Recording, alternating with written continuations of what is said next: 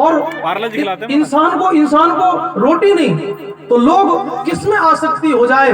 आसक्ति का सीधा साधा अर्थ है, आ तो सकती है लेकिन जा नहीं सकती। एक बार आसक्ति हो जाए, बोले हम उसके बिना अब नहीं जी सकते, और उसके बिना लोग बोलते भी हैं, कहते हम तो उन्हें प्राणों से ज्यादा चाहते हैं। क्या बोलते हैं? प्राणों से ज्यादा। और प्राण कहने लग जाए भैया जब तुम उन्हें हमसे ज्यादा चाहते हो तो हम तो जा रहे हैं, तो गोविंदाय नमो नमः। लोग झूठ बोलते हैं। तो नारायण बोले ये पुत्र की आसक्ति तुम्हें रुलाएगी। बोले महाराज मुझे पुत्र चाहिए, मुझे ज्ञान नहीं चाहिए। महात्मा जी ने ध्यान करके देखा, अंतर्दृष्टि से देखा, तो सप्त जन्म बधेनापि पुत्रो नैव च नैव च। बोले भैया तुम्हारे जीवन में एक जन्म की बात छोड़ दो, 7 जन्म तक तुम्हारे पुत्र नहीं है। 7 जन्म। बोले महात्मा जी अगर घर में पुत्र नहीं हुआ तो समझ लो तुम्हारी आंखों के सामने यहीं पर प्राणांत कर दूंगा और ब्रह्म हत्या का पाप तुम्हें लगेगा। महात्मा ने कहा ठीक है, एक काम करो। बोले मैं एक फल देता हूँ और फल अपनी पत्नी को ले जा करके खिला देना, तुम्हारे घर में सुंदर संतान जन्म लेगी। बोले ठीक है। जैसे ही फल दिया, अब इसने गलती क्या कर दी, पत्नी को जाकर के खिलाया नहीं। बोले फिर? बोले पत्नी को जाकर के दे दिया, कहा कि फल खा लेना। अब जैसे उसने कहा कि अगर फल खा लूंगी तो मेरे गर्भ में पुत्र आएगा और मुझे बहुत कष्ट झेलना पड़ेगा, बड़ी दुखी हो गई। अब लो कर लो बात। एक माता बिना पुत्र के दुखी है और एक कहती है मुझे पुत्र हो जाएगा, तो इस बात का उसे दुख है।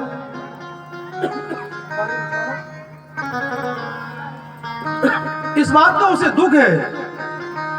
सहेली उसकी आई, कहा कि देवी तू क्यों दुखी है, बहन क्यों दुखी है?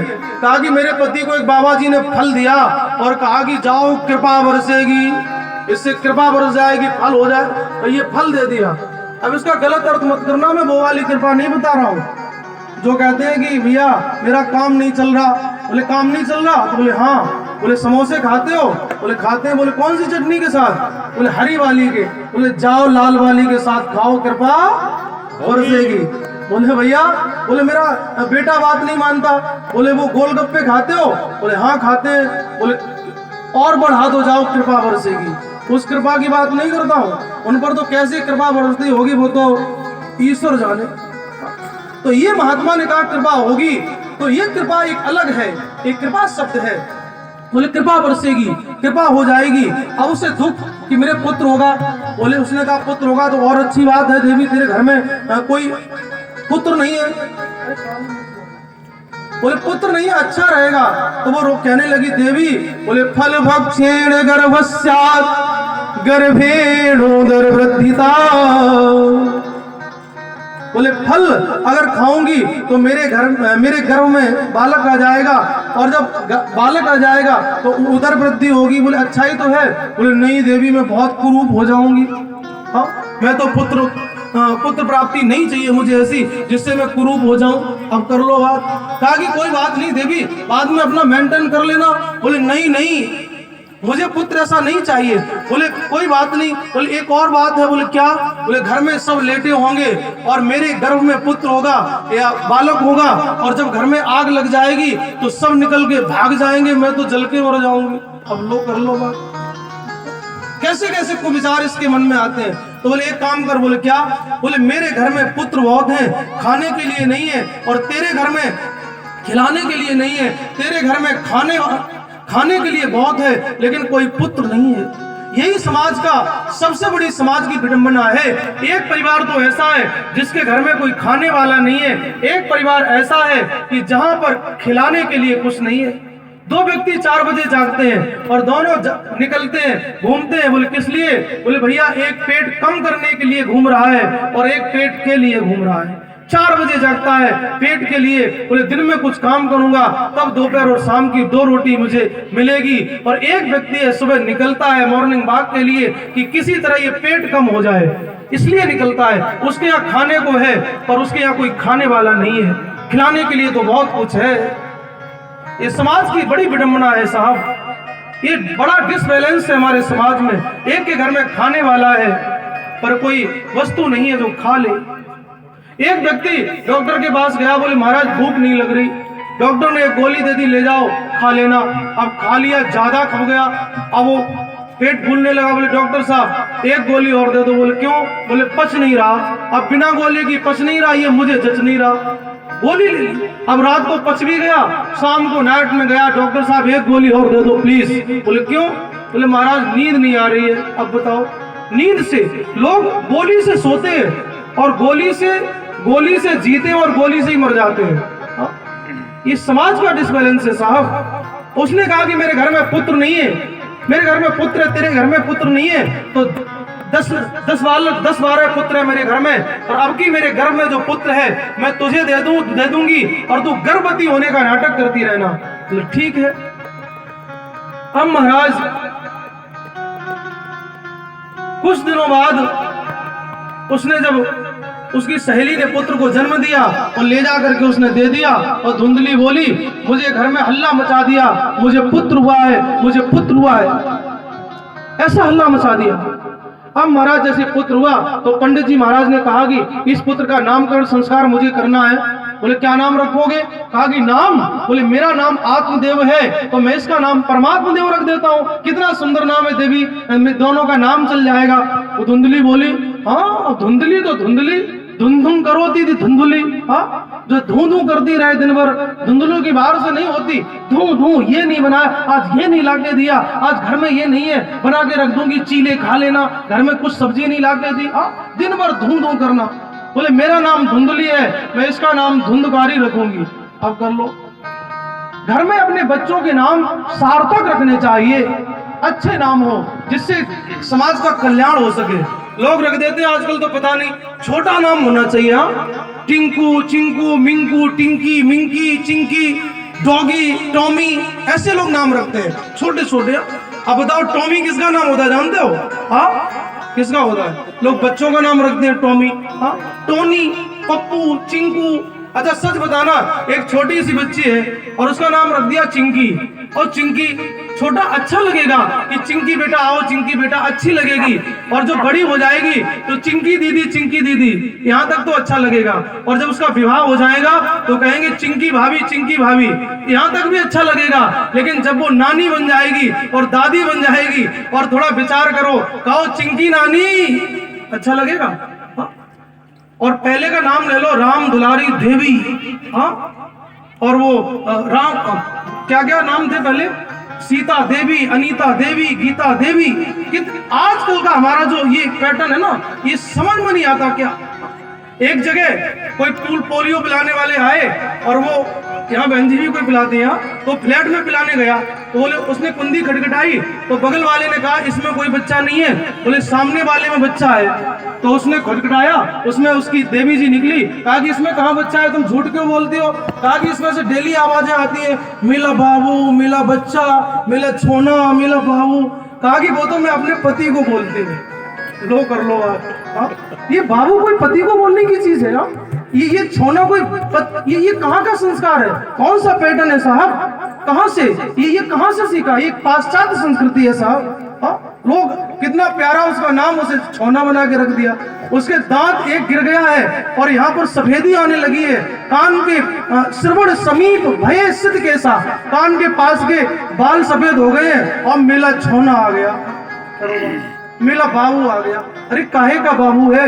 बाबू बड़े प्यार से हमारे भारतवर्ष की बहन जब पिताजी घर में आते थे तो कहती थी बाबूजी लो, आप बाहर से आए हो, तुम्हारे चेहरे पर पसीना है, लो बाबूजी एक गिलास जल ले लो। ये हमारे भारतवर्ष की सभ्यता है, ये हमारे भारतवर्ष का संस्कार है। ये कहाँ का कि अभी शादी हुई है और या तो छोटे बच्चे को लोग आप बाबू आ जाओ, वो अच्छा लगता है, लेकिन पूरे बाल सफेद हो गए और कहा कि हाँ मिला छोना आ गया। काहे का छोना है? काहे का छोना? तो नाम मेरे सार्थक होने चाहिए साहब। और घर में कभी भी पूरे परिवार के एक अक्षर पर नाम नहीं रखने चाहिए, एक अक्षर पर। एक परिवार के मैंने देखा, एक का नाम टॉनी, एक का नाम टिंकी, एक का नाम टीटू, ऐसे करके पूरे परिवार के। क्यों? बोले जब कोई ग्रह खराब आएगा, जब किसी कोई दशा आएगी तो पूरे परिवार का ग्रह खराब हो जाएगा, पूरे परिवार की दशा खराब हो जाएगी। तो नारायण मेरे, उस परिवार पर जब शनि की दशा आती है तो उस परिवार में कोई किसी को पानी देने वाला भी नहीं बचता। कोई बोले क्यों? बोले सबके ग्रह खराब हो जाएंगे, तो नाम मेरे ऐसे सार्थक होने चाहिए। इसने अब नहीं मानी और बेटे का नाम रख दिया धुंधकारी। अब आगे चल करके कालांतर में गोकर्ण गाय ने भी एक पुत्र को जन्म दिया, लेकिन गाय का भी बालक है, उसके कान है गाय जैसे और बालक है बिल्कुल इंसान जैसा, तो उसका नाम रख दिया गोकर्ण। क्या रख दिया? गोकर्ण। अब वो तो जाकर के बहुत विद्वान बने, पंडित बने। यही तो कहते हैं एक भट्टे से निकली हुई ईंट एक मंदिर में भी लग सकती है और एक नाली में भी लग सकती है। तो गोकर्ण पंडितो ज्ञानी, गोकर्ण जी महाराज बड़े ज्ञानी हुए, बड़े पंडित हुए, और उसी घर में धुंधकारी महाखलहा, धुंधकारी महान खल बन गया, महान दुष्ट बन गया बिगड़ने के। और मैं निवेदन करूं मेरे भाई बहन, जिनके घर में एक पुत्र हो उनकी जिम्मेदारी सबसे ज्यादा होती है, उसके बिगड़ने के चांस थोड़ा ज्यादा होते हैं। जिस घर में एक पुत्र हो उसे बहुत ध्यान देना चाहिए, अपने पुत्र पर पल पल पर ध्यान देना चाहिए। ये क्या कर रहा है, ये कैसे जा रहा है, क्या सब चीज पर उसकी दृष्टि रखनी चाहिए। एक पुत्र हो तो बोले पुत्र इकलौता पुत्र है, अब इसने क्या किया महाराज, ये तो महान खल बन गया और घर में लाकर के नारायण मेरे पिताजी को डांटता है, माँ को डांट देता है, बहुत परेशान करता है। एक दिन नारायण मेरे इनके पिताजी उदास होकर के बैठे हैं, क्योंकि घर से धन ले जाता है, चोरी करता है, वैश्यागामी हो गया है और घर में 5-5 वैश्याओं को ला करके रख लेता है और पिता को डांट देता है। एक दिन नारायण मेरे आत्मदेव जी जब आए, देखा पिताजी आप उदास कैसे बैठे हैं, उदास क्यों हो? बोले क्यों उदास बैठे हैं? बोले क्या बताऊं, मेरा एक बेटा है और वो भी इतना नालायक है। बड़ा सुंदर उपदेश दिया उन्होंने, कहा कि मन में आप विचार करो, ना तो कोई किसी का पुत्र है, ना किसी की पत्नी है, ना बेटा है, ना कोई किसी की बेटी, कोई किसी का कुछ नहीं है। बोले फिर? बोले यहाँ तक कि शरीर भी किसी का नहीं है, शरीर भी। अच्छा सच बताना, जब बच्चा जन्म लेता है और जन्म लेने के बाद में, जन्म लेने से पहले कोई किसी का नहीं है और जन्म लिया तो कहा कि ये बुआ जी आ गई, ये मेरा भतीजा है, बिस्किट दे दिया, कपड़े दे दिए। ये बहन कहती है मेरा भाई है, माँ कहती है मेरा बेटा है, पिता कहता मेरा पुत्र है। उसके बाद में जब 25 साल का हो गया, घर में पत्नी आ गई तो पत्नी क्या कहती, खबरदार अगर किसी ने कुछ कहा तो मैं कोर्ट चली जाऊंगी, मेरा हस्बैंड है, मेरा पति है। ये पति तो नहीं, आजकल हस्बैंड हस्बैंड का जानते हो क्या होता है? हाँ, जो अपने पति का हंस के बैंड बजाती है, हाँ वही तो हस्बैंड, ये मेरा पति है। इसके बाद में जो उसकी मृत्यु हो जाती है, कहीं एकांत सुदूर जंगल में पड़ा हो और वहां कोई जानवर उसे खा रहा हो, कोई कुत्ता उसमें उस मांस को खा रहा हो, तो उसके बॉडी को हाथ लगाओ तो वो कुत्ता 14 इंजेक्शन का प्रबंध कर देता है, कहता ये मेरा भोजन है। तो कोई किसी का नहीं है, कोई किसी का नहीं। अच्छा सच बताना, मरने के बाद किसी के बेटे ने कॉल किया कि पिताजी स्वर्ग में कैसे हो? 4 दिन की चांदनी, केवल 4 दिन है, उसी में व्यक्ति याद रहता है। साल 2 साल के बाद सारी दुनिया भूल जाती है।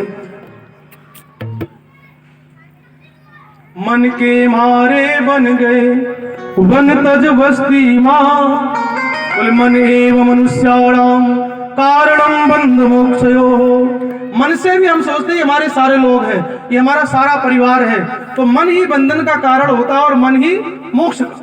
मन सोचता है हमारा परिवार है, मेरे यार है, मेरे रिश्तेदार हैं, तो मन में बंधन का कारण बन जाता है।